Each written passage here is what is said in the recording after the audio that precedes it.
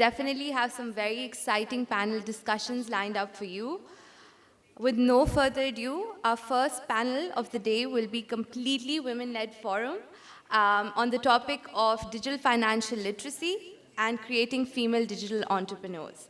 I'd like to invite on stage Ms. Zainab Said, who is the Chief Strategy Officer at Kashaf Foundation, which works exclusively with women. Kashaf is a pioneer MFI that has demonstrated the business case of women-centric microfinance.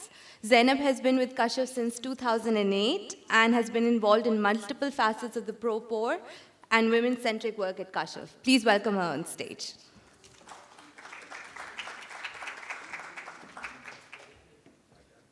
Thank you so much, Farheen. I'm really happy to be here, and this is going to be a really interesting panel. I'm a bit sad that there are a few people, there are too few people in the audience for the most important panel that we're pretty much having on this conference.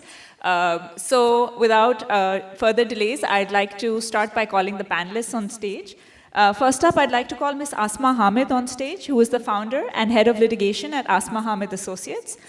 Ms. Hamid serves as the first woman advocate general for Punjab, and she brings with herself extensive experience in tax laws, banking and finance laws, and civil litigation. We're very lucky to have you with us, madam. Please have a seat. Next up, I'd like to call Ms. Sadaf Abid. Sadaf is the vice chairperson of the Pakistan Microfinance Network, the founder and CEO of Circle. She's been an advocate of gender mainstreaming and gender rights since I've been part of the microfinance world. Recently, in her venture with Circle, she's been working with tech entrepreneurs and will be sharing experiences of that in this panel. Thank you so much, Sadaf, for being part of this panel. Next up, I'd like to call Ms. Amara Masood, who is the president and CEO of NDC Tech. She brings with her over 28 years of experience in information technology and governance. She's worked across multiple countries in the field of tech. Thank you so much, Ms. Amara, for joining us today. Last but not the least, I'd like to call on stage Ms. Valdemira Brestenska, who is the co-founder of NEEM. NEEM is an embedded financial service finance platform which aims to serve the underserved and segments of society. For the past 15 years, Valdemira has been championing solving business issues with investment and public policy development. So thank you so much for being here.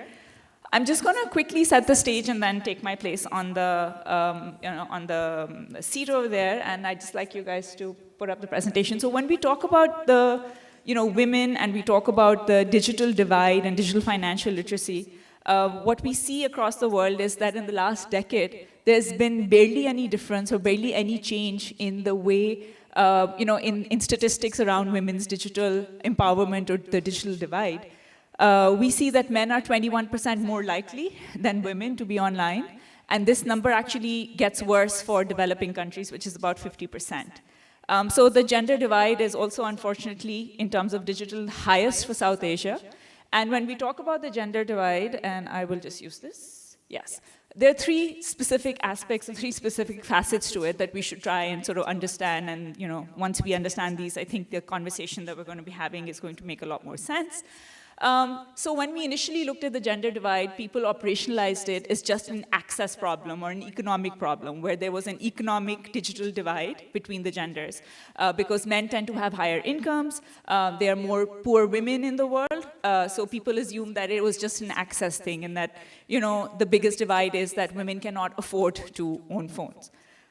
So if you look at statistics, you'll see that 90% of men in Pakistan that were interviewed by the GSM for a study had mobile phones, whereas this number was only 42%. Sorry, 90% of men that had mobile phones had actually bought the phones themselves, and only 42% of the women that had mobile phones had bought the phones themselves. So there is an access issue even where you have women that own phones. The second facet, or the second aspect of the gender digital divide, is a usability digital divide. And when we're really talking about the usability gender divide, we're talking about how easy it is for women and men to use the phone. And we see that women find it harder to use phones or use digital because they're not equipped to be using digital. There are gender gaps in digital readiness, so women are less ready to go digital, and this is, a result of disparity worldwide in terms of digital financial literacy, something that we will be talking about in the panel, and also just opportunities. So we see that a lot less women come into STEM and science and ICT, and that over, the longer run has an impact. So if you were to operationalize this, once you get a phone, so once you cross the first aspect of the gender digital divide, which is access, and you move on to the second, and you actually have a phone, how able or how equipped are you to be able to use that phone or to be able to use digital?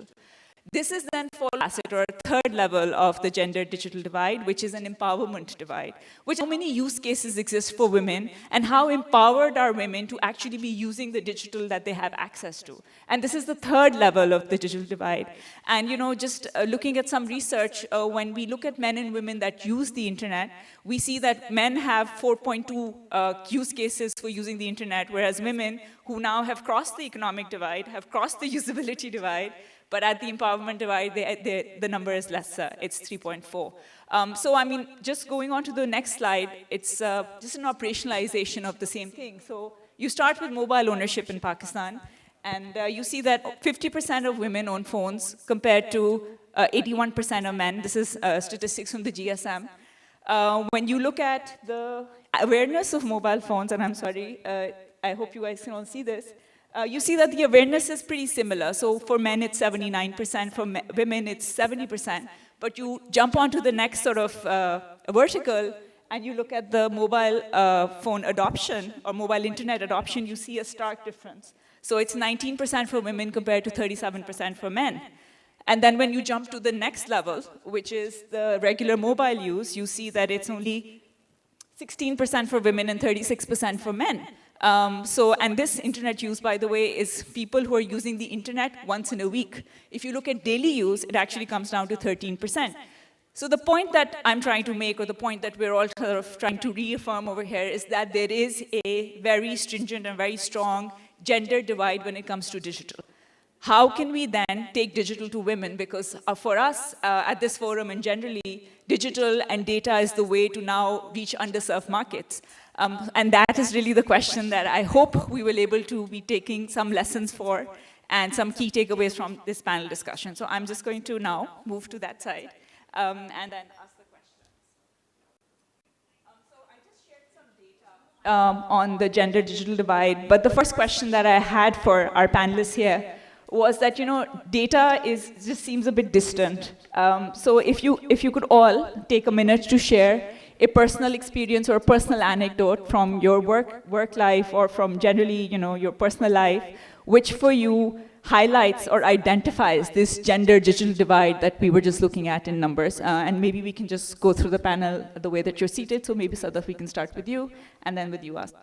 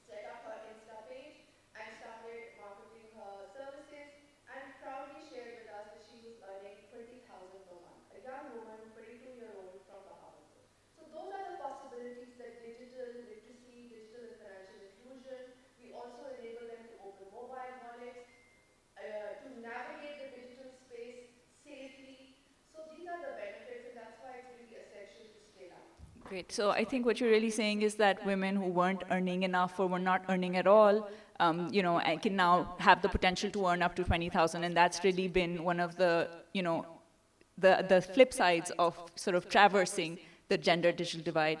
Could we also have you, Asma, talk a bit about, how you've experienced or seen the gender digital divide? Gee, thank you, Zainab. Am I audible? So I think as a lawyer, my experience with digital issues has been mostly with cybercrime. And that is where I've encountered where women have had problems with being on smartphones, having access to smartphones for all the right reasons, but then being victims for all the wrong reasons.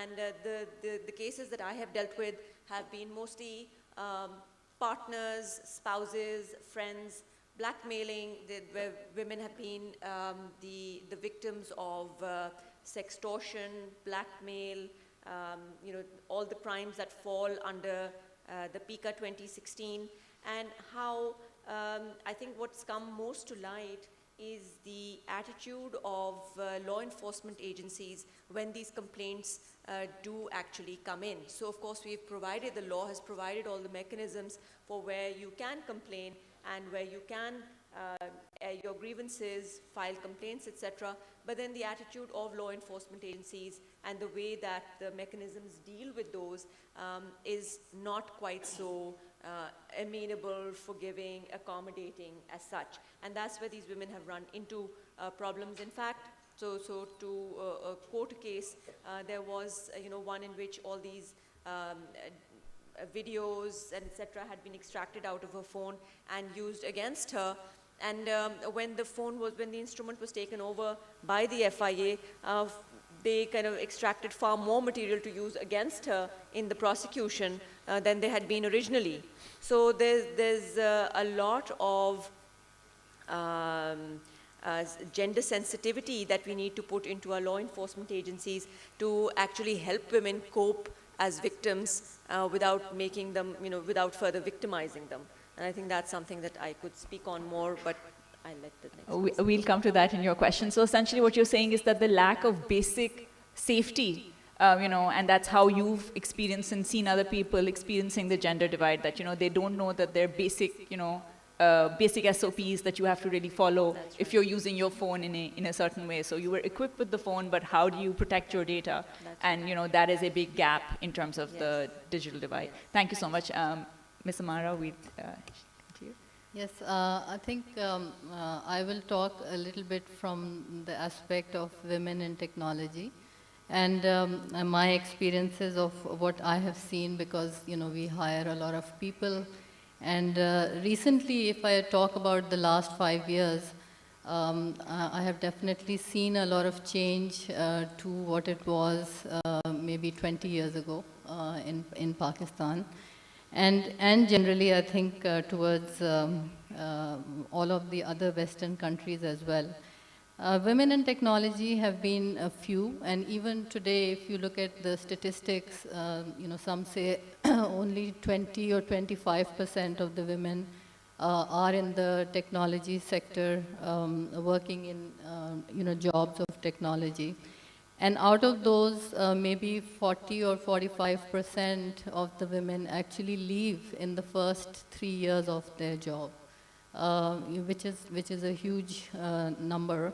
And from my own personal experiences, there are two things which have really helped. One is that we need to definitely recognize that women, when they come into technology, there are two things which kind of become an inhibitor for them to progress further.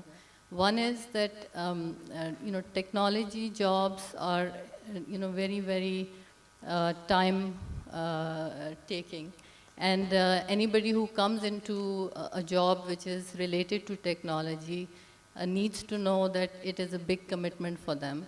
And many times their family members will not allow them to be supportive of that process.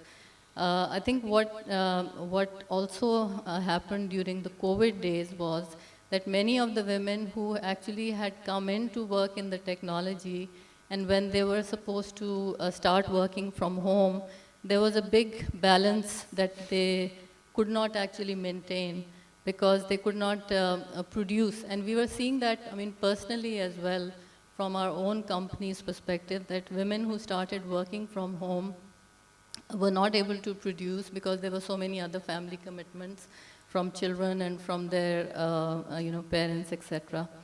The other thing that I would also like to highlight is that the exposure of women in digital and technology jobs is also very limited.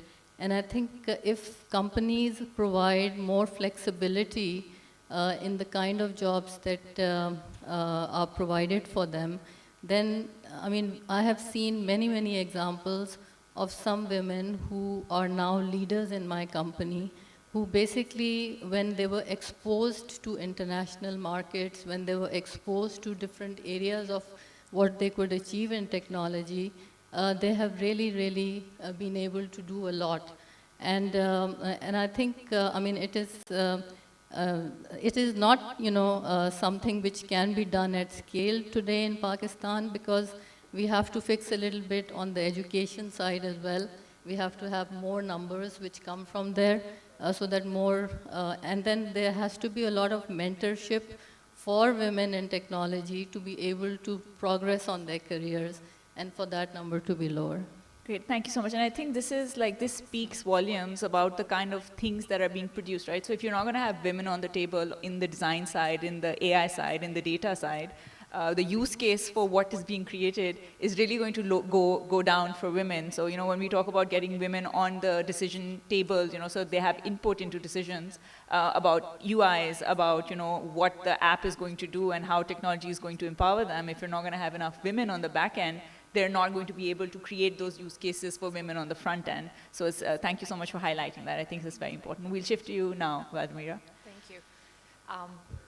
Assalamu alaikum. It's good to see a little bit of the crowd in this room. I want to echo what I've heard. So I'm a co-founder of a fintech company, digital financial services here in Pakistan called Neem. And when you ask the question, like, what are some of the practical examples that I can think about where I daily see women not be represented and where the gender gap is present, it's when I look in our product teams. If you are entrepreneurs here in those rooms, I would maybe ask you, have a think for a minute and just visualize your product teams. How many women are actually designing digital financial services from a product perspective for women? Very little. And I will also challenge a little bit, hopefully in a respectful way, also forums like the one that we have today.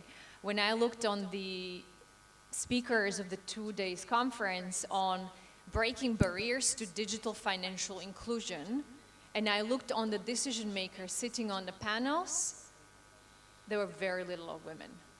So I think one of the real examples for us to work on is, absolutely, I agree, it starts much earlier. It starts around education, and it's very complex.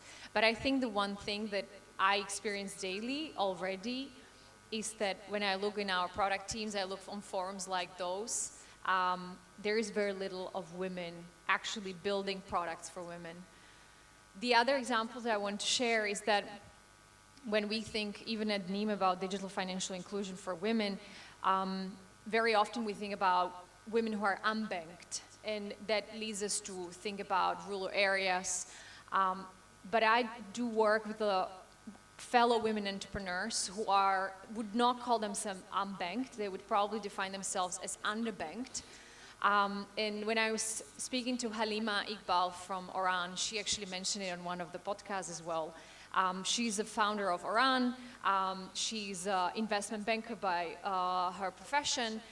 When she came to Pakistan about, I believe it's like 5 years now or maybe less, it took her about 3 months to open a bank account because she was persuaded by the banks that she actually doesn't need a solo bank account, that she should have a joint bank account with her husband, or sorry, with her father or brother. And till today, she was saying that it was challenging for her to access credit cards. So we are speaking about women like us sitting on this panel. So then let's think about the women who are unbanked. And as Sada was mentioning, they're living in the areas like, let's say, Hunza or Chitral or the rural of Sindh. The situation gets very different. So those were the two live examples, I think, very close to our eyes. Great, thank you so much, Vladimir. So essentially, you know, it's not just the numbers, you know, just the practical implementation and the cultural context in which women are also facing the gender digital divide is very important. And I think that's something that we'll be hearing more about in the sort of following proceedings of the panel. So Sadaf, I'll give my first substantive question for you. And so you talked a bit about Tech Karo, and you talked about the entrepreneurs that you've been working with, and the opportunities that you've been able to create for them. I wanted you to shed some more light on what are the challenges really that these women face, and so we've looked at the numbers and we've looked at access, but more in terms of the social cultural ones. So we've spoken about some of them. So if you could speak to some of those, and then you mentioned the work that you are doing with Circle in terms of empowering these girls and these young women. With skills and capacity building and mentoring and hand-holding. So could you also walk us a bit through that so that we can understand what we all need to be doing to get more women into this space, and so we can address the financial literacy aspect also and the creation of digital tech entrepreneurs that are women. Okay, great. So that's a lot of questions. So I'll start with something really simple. Like all of us, when we have to go out, we use transport. And there is a big barrier that continues. I mean, I remember when I was a young professional and I started working, my first job was at Systems. I used to work with Shahid Kardar, and we did consulting work for World Bank and ADB. My mother would pick and drop me. And she would wait. I mean, sometimes I'm finishing 5:30, sometimes 6, and I felt really bad, like my mother has to wait. So I said to her, I'll take a rickshaw. So for a month, I took a rickshaw, and it took 40% of my salary. And I was like, this is too much. So let me look for other options. So what do you think are other options for us who don't want their mothers to pick you and are not on a rickshaw? What are the other options? Ji? Yes, और public transport में क्या है? Bus है, और लाहौर में mini wagon है. Ji. And the mini wagon has 2 seats for women in the front row, and the rest is packed with men at the back. So you have to wait because obviously there are only 2 seats. And the driver's like quite sitting uncomfortably close to you, so you have to be a confident woman to keep your space. So anyway, I started using that, and the wagon, I had to wait longer. And then it would drop me, Lahore mein Phatak hai cavalry ground ka, usse pehle it would drop me. And I had to walk home, 15-minute walk. Nice neighborhood. So much harassment. I mean, it was amazing as a young 22-year-old to face that experience, and I think a great lesson for me at that stage, because it showed me what millions of women face in Pakistan every day. For a good 8 months, I never shared the harassment that I experienced with my family because I didn't want them to say, okay, we're going to now pick and drop you again. And then one day, my dad was speaking with his friends. My dad comes from the military background, then he worked with HRCP. And in the conversation, it came out that Sadaf is using public transport, and everyone was horrified. And then they told my dad, you must do something about it, and that's how my first car came. But not everyone is lucky like me to get a car. So this problem continues to be there today. I mean, the other day, I use Kareem a lot. So I lived in Karachi, and I used 2 years just Kareem. And I have some amazing experiences to share with all of you of ordering a Kareem. Once I ordered a Kareem, and I had just finished a meeting, and I came down, and I called the Kareem person to give directions, and this guy was coming on a motorbike, and I thought it seemed like as if I'm having a conversation with him. So I said, this is rather odd. And anyway, he stops next to me and he says, did you order a Kareem? And I said, gee, but I ordered a car. So he said, I looked and I had by accident ordered a motorbike. So I said, oh, ये तो गलती से मैंने motorbike order कर दी है. So he said, आपने कहाँ जाना है? I said, जी यहाँ defense में जाना है. So he said, मैं आपको ले जाता हूँ. I said, okay. So I said, I must respond positively. So I jumped on the motorbike. I said, ख्याल से drive करिएगा. And we came. and the chowkidar in my house was shocked that I'm returning on a motorbike. I asked him to take a picture, and I posted it. And I thanked the Careem driver, but then again, not many women jump on Careems, not many Careem drivers want to take women. That also I've experienced. Once I again ordered a Careem by mistake in Lahore, and the driver came to my home, and I opened the gate, and I didn't see the car, and I said, where's the Careem? And then this guy says, जी मैं आपको लेने आया हूँ, and I said, गाड़ी का, and I'd ordered a motorbike by mistake again. So I had to, I was getting late for a meeting, so I said, जी चलते हैं. He looked horrified at the thought of me ready to go on a motorbike with him. So he looked so horrified, so I said, okay, I'll get a rickshaw or something. So this is the scenario that women face in Pakistan in terms of just stepping out of their home, whether for a job or running an errand. So this must change. Something as basic as having safe, accessible, affordable transport. And then, of course, I think the other barriers that I touch upon is lack of role models. I mean, my panelists have already highlighted that. We don't see enough women in leadership roles. We don't see enough women in positive roles. I mean, look at what's happening on dramas and things. Such negative stories of women. I mean, Tanhaiya was one of my favorite plays. I mean, in those days, they showed a woman starting a business. She was becoming an entrepreneur. We don't see that example anymore on media. So these shifts have to start happening. In my own extended family, I've observed, a young boy and girl running 5-year-olds. So when they run, obviously they'll fall. The boy falls, everyone says, kuch nahi hua, bhago, bhago. To the girl, they say, I told you not to run fast, be careful. So what is the message the girl is getting? Don't experiment, be very careful, it's a very hard world. Stick to your small space. So I think we need to change that. We need to give messages to girls to be ambitious. It's okay, dream big, you can fail, that's fine. And to the boys, I think we need to tell them to take responsibility and support and encourage and play their role. So I think it's just as fundamental as that, and I hope some of you who are sitting here today will reflect on these cultural norms and barriers, because really we are creating society. And if we shift, if we really believe in creating a shift, we can do it.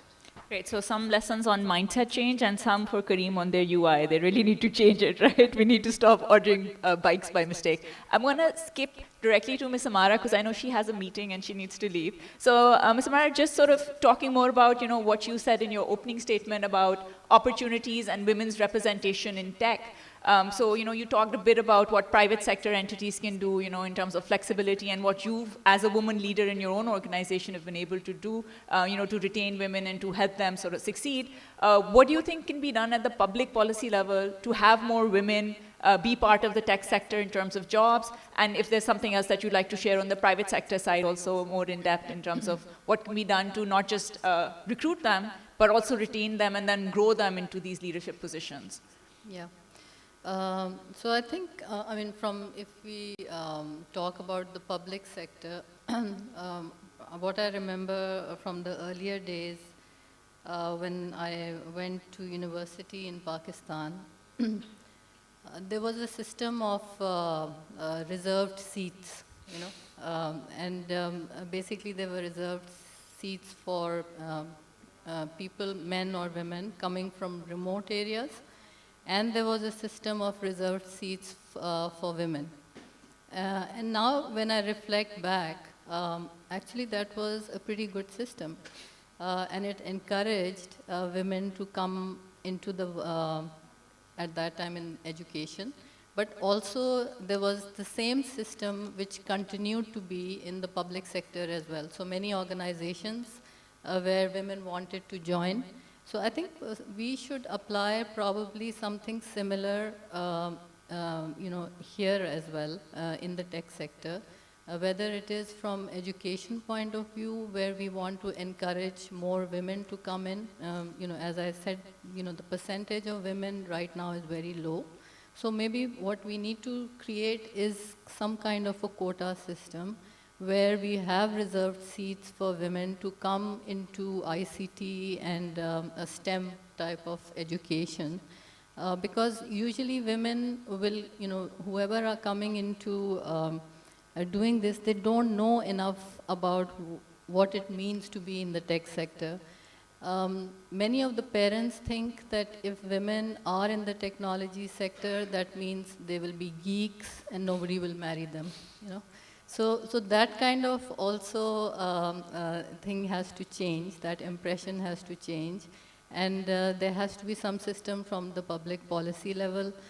The other thing, I think what in other countries, the STEM program is very heavily funded by the donor agencies and the governments. So I think something similar if we do in Pakistan as well, to encourage women where donor agencies come in to make sure that there are women who are directed into the technology sector. That would be very helpful.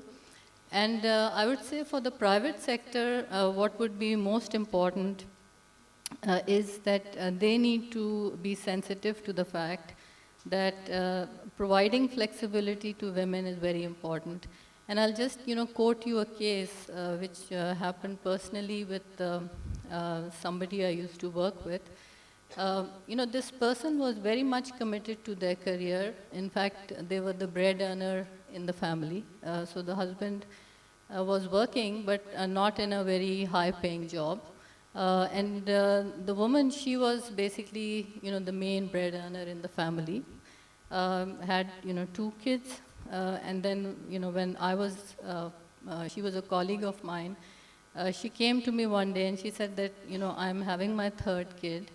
And I've come here to resign because, I'm not feeling very well, very sick, and cannot, do it. So I said, okay, why don't you take a long leave, and we can, look at our policy, whether we can support you for that long leave, and then you can think about whether you want to come back. So I went a little bit out of the way to help her, to take that. And then she did not come back till about a year. But a year later, she called me and she said, okay, now I'm ready to come back. And you supported me for the first 6 months, and then she took 6 months off. Now I'm ready to come back to my career. And now she's in one of the leadership positions in another company and doing really well. So I think these are some of the push and things that we have to realize. I mean, for me personally, honestly, I have always had this thing that I am no less than any man or woman, right? So I always compete for myself in that way. But not everybody is like that. You have to be sometimes realistic about that there are things which women need more caring, and you have to push that.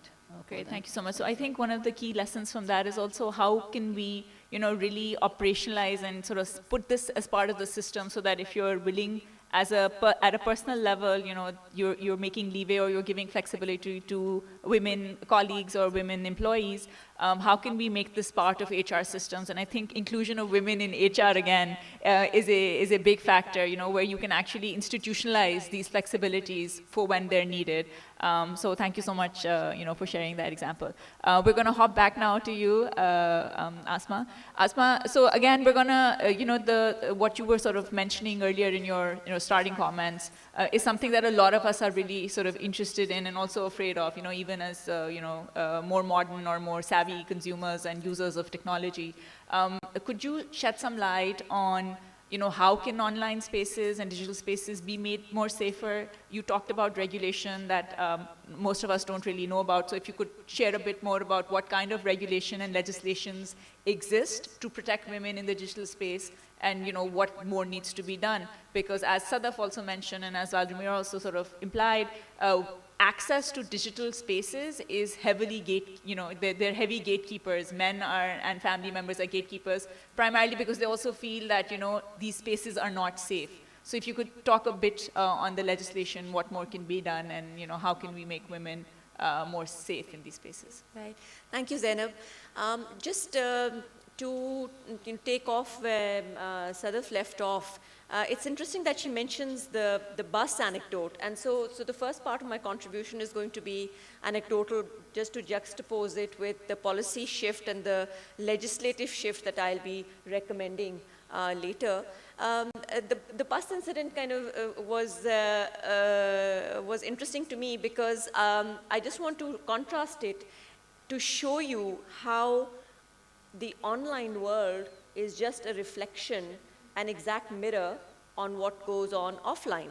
So, it's a reflection of the offline world. And the anecdote is that, I was in America not so many years ago, actually. We were in middle America. It was Cleveland. A family member was very unwell and admitted in the clinic over there. And our apartment was a few miles away. So the natural thing was to take the bus because one is, used to going abroad and taking buses, and that was fine with me. And the administrator of the hospital became a good friend, and she asked me one day, and she said, "How do you get here in the mornings?" And I said, "I take the bus." And she was equally horrified, but not for the reason that I was a woman. She was a white woman in America, and I think that I'm correct in thinking that her fears arose more from a racial divide. And when I started riding the bus later, I realized there is a kind of very big class and racist divide about who takes the bus here and who doesn't. So really, it was a reflection of their society, and over here it's a reflection of our society. So what goes on offline goes on online as well. And therefore, there is a more patriarchal culture in online spaces, not just those related to finance, but otherwise as well. And there's, it's at an institutional level, it's at a global level. The most important legislation in Pakistan is the against Electronic Crimes Act.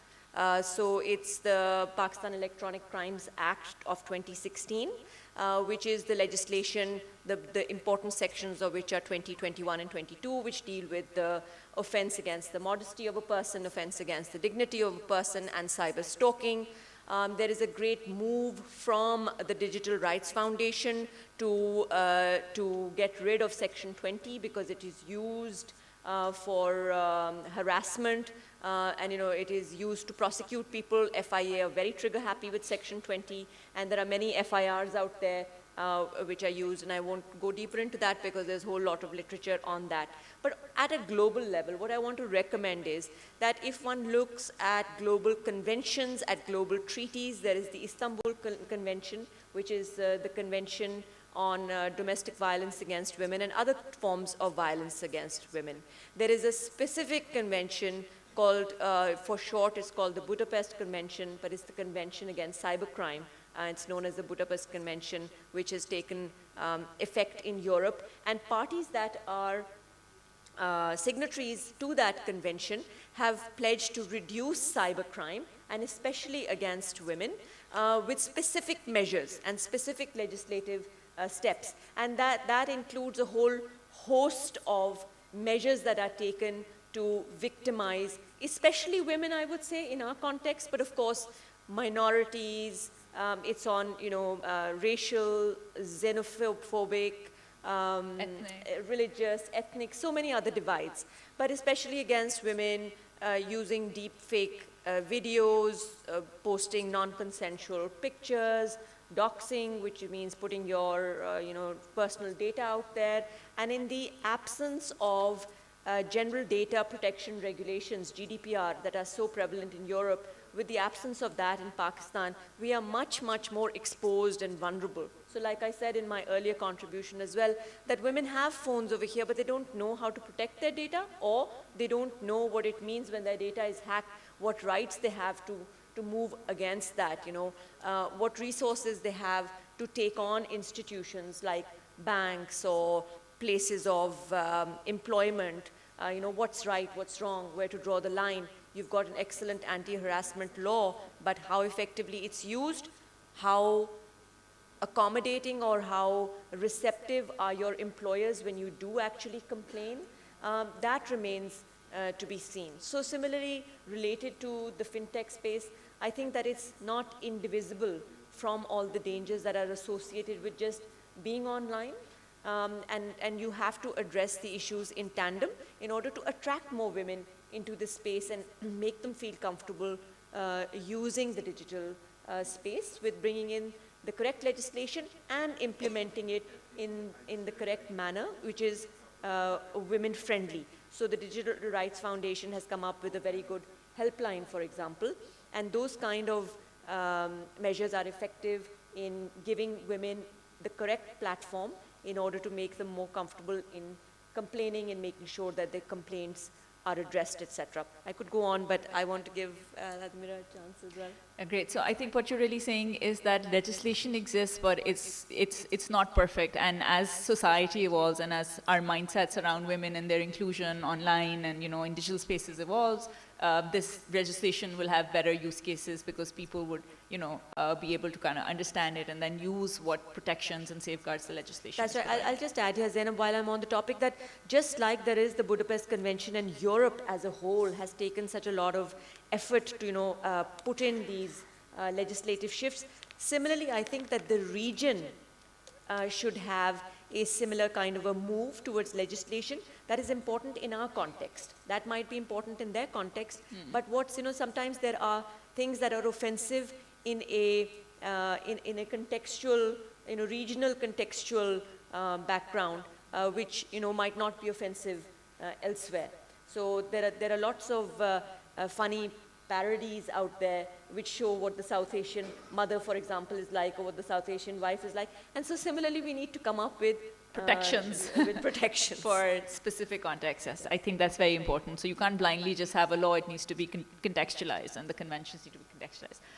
Well, Admira, my question to you is a bit different from what we've been talking. So we've really been talking about the social, cultural sort of, side of the digital divide and how women are sort of less digitally able and less digital space.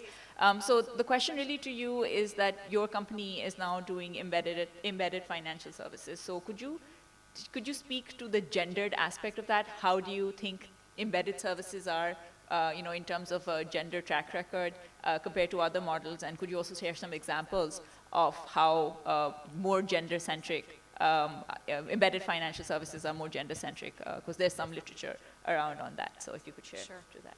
Thank you for the question. So maybe first some terms. So we talk about financial inclusion. We've been talking about financial inclusions for years. When you look on some data in Pakistan, it's about 7%. The latest data says about 7% of women have access to bank account. It's a horrific number. Out of those 7%, there is a huge number of how many women actually use their bank accounts. So access doesn't equal usage.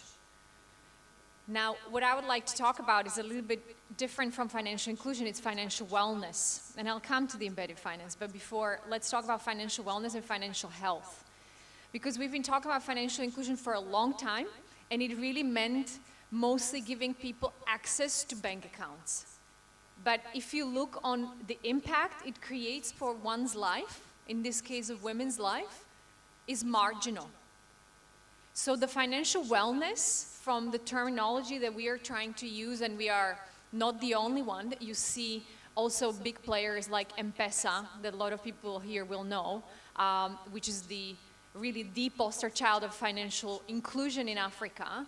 The CEO of M-Pesa is saying, yes, we've managed to move the needle in terms of financial inclusion, but when it comes to financial wellness and health, we have a long way to go. And so what he means by that, and what are we trying to do at NEEM, is to talk about not just access to bank account, but think about other elements of financial services, like access to meaningful credit, being able to insure yourself, your family, your health against the risks that are out there. COVID was a great example where a lot of women and a lot of families suffered.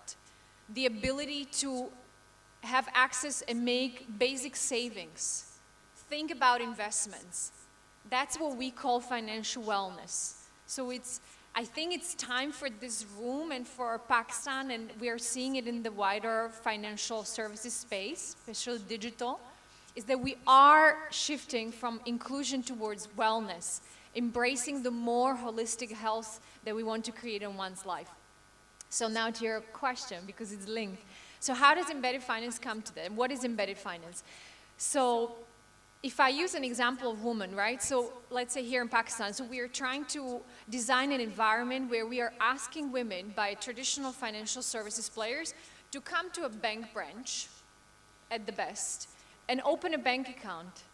One, we've heard number of examples where mobility, security are the very first barrier a woman is facing. There are other nuances that are cultural. I'm speaking about them from a humble place as a learner and observer. I'm very much aware of my color and of the fact that I'm a foreigner in the country, even though I'm married to a Pakistani, but that doesn't give me any privileges. So it's from an experience of a learner. So even though if the woman breaks those barriers, which are massive for a lot of them, she comes to a bank, most of the time there is very little of any score, data score on the woman. So the traditional pathways that we have designed for women to be included in financial services are simply not working. We have to recognize them and look on other ways. And this is where the shift around financial services towards embedded finance comes in. So what does embedded finance mean? It means embedding financial services into actual lifestyle of an individual. So rather than us trying to bring that woman to insurance company, try to invite her to do cash in, cash out in a male-dominated cash in, cash out environments. Most of the agents are men. We can't feel and pretend that women will save to do their cash in and cash out with male agents. Most of the time, they will not. So what we are trying to do, we are trying to identify existing businesses, brands and platforms that are non-financial services brands and platforms and businesses. I will use the example of Circle, for instance, or Home Chef that operates as digital platforms here out of Karachi. I can also use example of our business partner Bahar Kisan, which is agri-tech platforms that also provide services to women. So all of those non-financial companies already have gained trust and they have onboarded digitally women on their individual platforms. They're, however, not providing financial services to them as of today. But what they have is trust. And often, more often, because digitalization is happening in Pakistan and COVID was a massive boost, those platforms also have data on their customers. So they have sticky use cases and they are rich on data. So we as NEEM, and there are many other players, well, not so much in Pakistan, but it's happening across the world, we are partnering and we want to amplify those non-financial players to start providing financial services to those end users, and in this case, they are women. So I think it is very much a mindset shift as well from saying, I'm going to design financial services in silo and I'm going to expect that women come to me, to a shift of saying, women actually are, there is a percentage of women who are today already digitally onboarded. They are transacting. They are on YouTube and they're selling. There are digital creators. Pakistan is the third biggest freelance community in the world. It's impressive. And when I talked to PAFLA, the Pakistan's Freelance Association, they told me that nearly half of them are women. So they're out there. So those are the channels how we can get to those people. So I guess, recommendation or inviting this room and the people who are looking or following online is that we need to bring the digital financial inclusion to women, not expect that they will come to the traditional ways that we have designed, and we know by data that they very rarely work. Thank you so much. So yeah, we've been talking a lot about data since yesterday. So essentially, data exists. How can we leverage on that, and how can we leverage on it in a more gendered sort of way is really going to be the way forward. Thank you for that. So we are about 45 minutes into the panel. I'm going to see if there are any questions in the audience. And if we do have questions from the audience, we'll address those. If not, then I'll just ask you all a closing question. So could we have a raise of hands to see if there are any questions? So there's one at the back. And do we have any other questions? We have one there and one, oh, we have 4 questions, which is nice. So that's what a good panel discussion is, right? That you guys have been able to communicate to them. And I hope the question isn't something that we shared and you weren't here. Just kidding. So keep it short, please. And we're going to take all the questions together and then bring them to panel because there's generally a tendency for questions to overlap. So we'll start with you, and then we'll take Sobia, and then we'll take Fatma, and then we have a question over there. On you all. लोग कम है ऊंचा बोल रहे हैं आप हो गया Thank you for the opportunity to ask this question. My name is Mohammed Usman. I am with the Pakistan FinTech Forum and Pakistan Microfinance Network. So my question is, it's just your viewpoint, all right? There are two things, to be very quick. One is empowering females and empowering them economically. One is empowering them in how they choose to spend their time, even if it does not add any economic value. So I understand both of these are upliftment or improving their lives, but if one were to be addressed, what in the respectable panel members' opinion should be addressed first? Their economic benefit, or even the benefits that they get non-economically, like leisure time and stuff, with regards to digital world and smartphone ownership. Thank you. Thanks. We'll take the other questions and come back. Ji Sobia, can we have? Thanks. Thank you, Zainab. This is Sobia Makbul. I'm a risk consultant with the financial sector, but a hotelier, I think I should identify. So my question is that when you walk into a bank, and Vladimir has talked about challenges, and it's very surprising to hear that 50% of the freelance community is actually women. I was very surprised to hear that stat. When you want to open a bank account, there is really no option for a freelancer to open a bank account, male or female. And there's just so much of due diligence, even when you're able to identify, get past that hurdle, you have to show proof of income. There are other things that you have to show, which act, I think, as huge barriers to opening bank accounts. And since we might have regulators sitting in the audience as well, how are we actually rethinking about these problems? Because if we don't, we're just going to continue to exclude a huge segment of our population from the financial sector. Thanks, Sophia. Fatma? Thanks, Zainab. So, in the past, as a hiring manager, as an employer, and also as a co-founder of a couple of male co-founders, I have come across, a lot of strange experiences. It appears that men have more family issues. They have to babysit at very odd times. They are the ones who have to do the groceries, etc. And few times I have also experienced men canceling interviews at the last minute and, canceling meetings. And, they come up with excuses such as, wife is sick. So how do we deal with these good men? Show me Tell us where they are. Exactly. Yeah. Okay, thanks. We'll take the question at the back first. And there was one with that gentleman over there in the brown jacket. And there are lots of questions, so we'll take 5 questions. So we're going to stop with that one, and there's one question on that table. And then, and then if we have more time, we'll put them in. So please brief rakhiyega. Shukriya.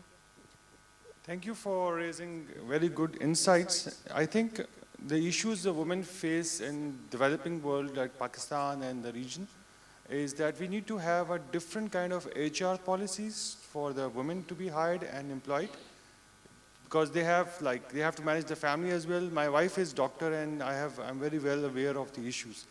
So I think there is a requirement that women's associations should come up with a flexible working policy or HR policy which shall be adopted by companies so that they have a more space to do, to perform, to grow their career and create a balance between the work and personal life, right? So that's one thing is missing, because from my experience as a professional, and my wife is a doctor and consultant, especially in medical, so there has to be a different thing. And when I hired different women in different roles, So I make sure that, they have been awarded flexibility, like work from home, assignments, evaluation based on the milestones and the progress, and with the issues they have to deal with other things. Great. So this is one thing which is missing, and nothing much has been done about it. Thank you for your comment. We'll try and address that. There's a question right there at the back and then one over there. Please make it a question and please keep it brief. Hi, this is Anam. I would like to ask, as she talked about that women out there are already empowered and privileged and having a 50% of existence in a freelance market. But I would like to know what, as a nation or as a digital community, we are doing for those who are not empowered, those who are not have a digital literacy, and those who do not have opportunity to explore those platforms. So what is the way forward to deal all those women, and at an individual level too, and at a community level too? Great. So what is the way forward for that? Thank you. And just one last question over there.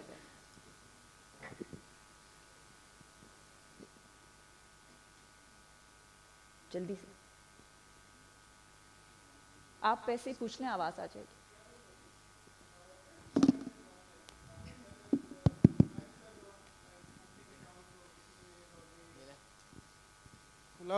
Thank you. The point is, some 10 days back, my wife went to a bank. They say, you need some 30,000 to open an account, right? Then she went to other bank. They say account is free, you can open an account. So she's a housewife, right? And her account has been opened. I can WhatsApp the checkbook as well if somebody don't believe it. So doesn't believe it. So that's how it goes, because awareness is important. One bank, they say ke kata diya pakad ke, something like that. And other bank definitely catered them. So State Bank has taken initiative some 10 years back. It's like basic banking account. And now it's termed as Asan account. So if you are a freelancer, or if you are even doing nothing, you say, I want to open an Asan account, they don't need much of the documentation. और उसके बाद जब आहिस्ता आहिस्ता आपके balance बढ़ता जाता है तो आप उसको चेंज करा सकते हैं कि जनाब अब मेरा बिजनेस अब नीचे चेंज हो गया, आई हैव मनी, तो वो करंट अकाउंट में कहीं पर भी ट्रांसफ़र हो सकता है. So it's easy to open a bank account. I think you need to have a CNIC and that's about it. They do biometric, and so this मुझे सिर्फ यही कहना था. Thank you.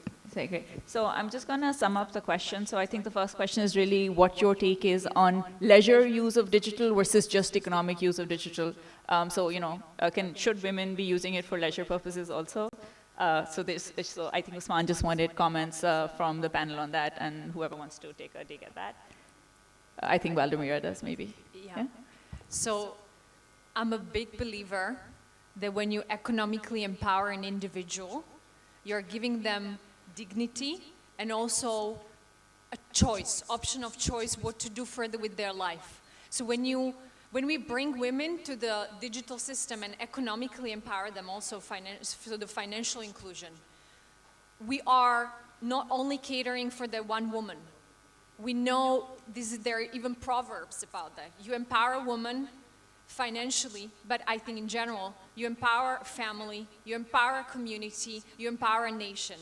So I'm a big advocate for actually starting by basic human rights. And one of the basic human rights is to be able to be part of digital systems, having economic rights. So empowering women economically can then, in a consequence, also give them the choice of deciding how do they spend their other lives, whether they develop hobbies, whether they have passions, how do they spend their leisure time, etc., right?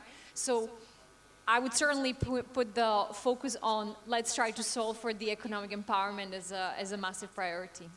Yeah, also, maybe it's not that black and white, and it's a gray area. So you think you're empowering somebody, or you're giving them tools to do one thing, but it can have multipliers, and I think that's really what comes in. So even if you're using the internet for Facebook and you see a business idea, so it's very interlinked. So I mean, that would really be the key takeaway.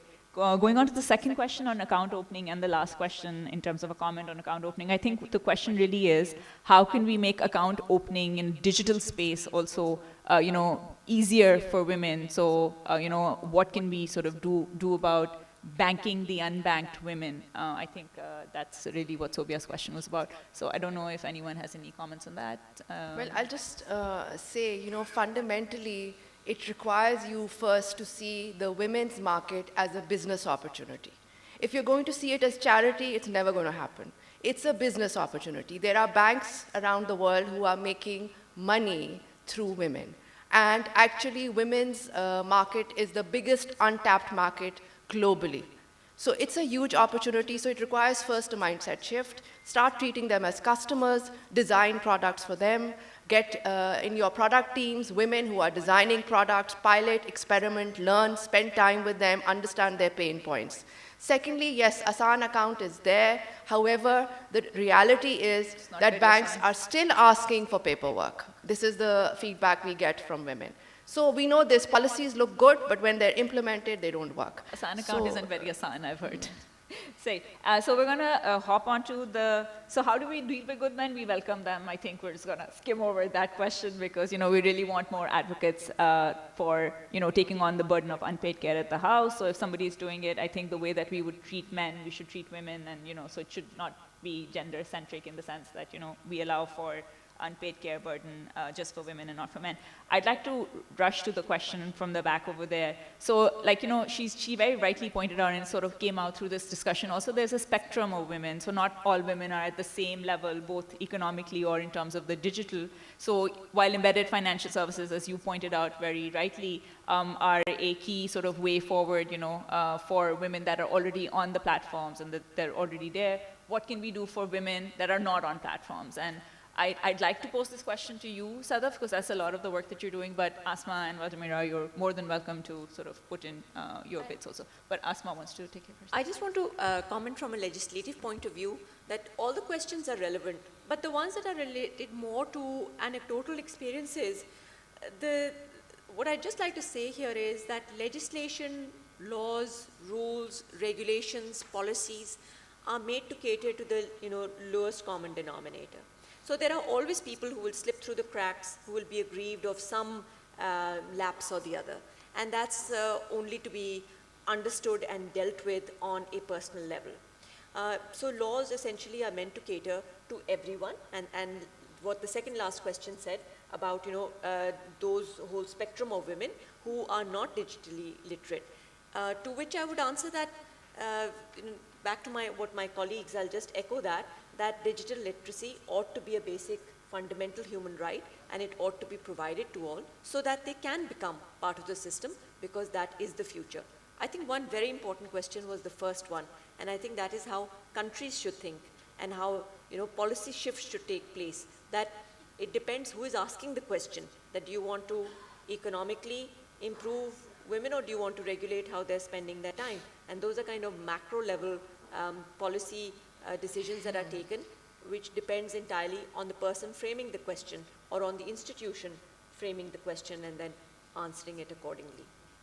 If I add to what Asma is just saying, the ground reality is that Pakistan ranks 145 out of 146 countries on the Global Gender Gap Index as calculated by the World Economic Forum.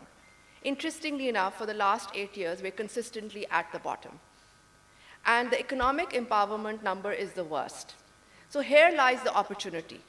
How can a country progress if half its population is not engaged in economic processes? We know there is talent, but we are not leveraging it.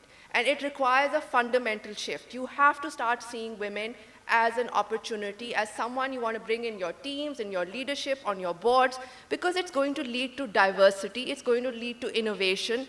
We will not have innovation with only men sitting in the room, or just women sitting in the room. So in my company, for example, we have about 20% men and 80% women.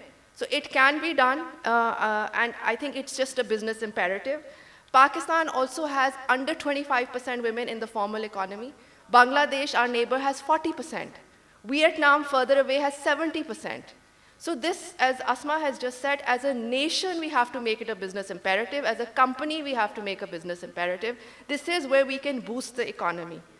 And I think, how do we do it? Going back to the last question, it requires commitment from the top. The CEOs and boards have to take responsibility. Do you believe in it, or is it a checkbox activity looking good in the annual report? So, what is your take on it? Let's be honest about it. If you really genuinely believe in it because you see it as a business opportunity, then measure it. Measure the percentage of women at different tiers, measure what salaries are you paying them, is there unconscious bias? Because it exists, we all have unconscious bias. Then create role models. The women that you do have in tech or in different roles, bring out their stories, their journey, make it real. Because each one of us is carrying scars on our back. I mean, it's not easy where we got. And there were real hurdles and barriers. It took me a year to convince my father to send me to the US. As simple as that. When my brother's turn came, no questions asked. Everyone in the family was encouraging him and willing to spend money. And I come from a very progressive, forward-looking family. Later, when I talked to my dad, he couldn't even remember it. It's unconscious bias. I love my dad, but this was the reality. So create role models, bring women in important positions, build that pipeline, celebrate successes, and experiment. Actually, there is no magic bullet. This is a real challenge for many countries. And I think it would be super exciting if we all got together and really worked on it and made this a decade of economic prosperity, leveraging our female talent. Great, thank you so much, Sadaf. So we've reached the end of this panel. I'd like to just give 2 or 3 takeaways, key takeaways, and then thank the panel. So yeah, what I think really kind of echoed is what happens in offline happens online. So if there's marginalization of women in society, if there are mindsets that are negative to women's progress in society, they're going to mirror onto the online world. Just as we've been trying to come up with safeguards and policies and programs at the private sector level, at the public level, to address the issues of disparity offline for women, we need to sort of work on that online also. That we can do through proper implementation of legislation, through campaigns on actively changing mindsets, and very importantly, adding digital literacy, adding focus on STEM, gender targets on STEM and ICT in schools and colleges, and then giving those quotas or sort of putting in positive incentives for companies and the public sector to have more women in tech jobs and generally in jobs. So the digital divide is different for every kind of woman, and they're one of the key takeaways is that there's a spectrum. Not all women are alike. They're not all at the same level when it comes to the economics or the digital space. And a lot needs to be done, and innovation needs to be done in this sphere, whether it's through embedded finance, whether it's through boutique programs that look at women and sort of train women, whether it's through generally just having more women come and talk about challenges in the tech world, and of course in their sort of in the context of fintech. I'd really like to thank you all for being here. I'd also like to thank Ms. Amara, who had to leave. She had a meeting. We were a bit delayed in starting the session.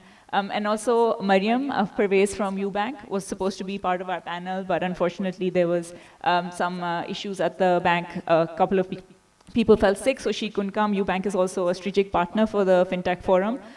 So I just want to let you guys know that she's there, but she's not been here for that. But thank you so much, Sadaf, Asma, and Valdemira. It was great having you on the panel, and thank you to the FinTech Network for having a women-specific panel, and with the takeaway that we need to have more women on the other panels also, right? Great. Thank you so much.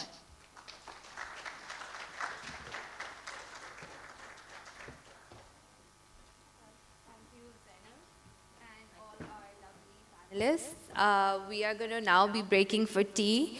It's going to be a 20-minute tea break, and I expect everybody to come back for our next session. Thank you.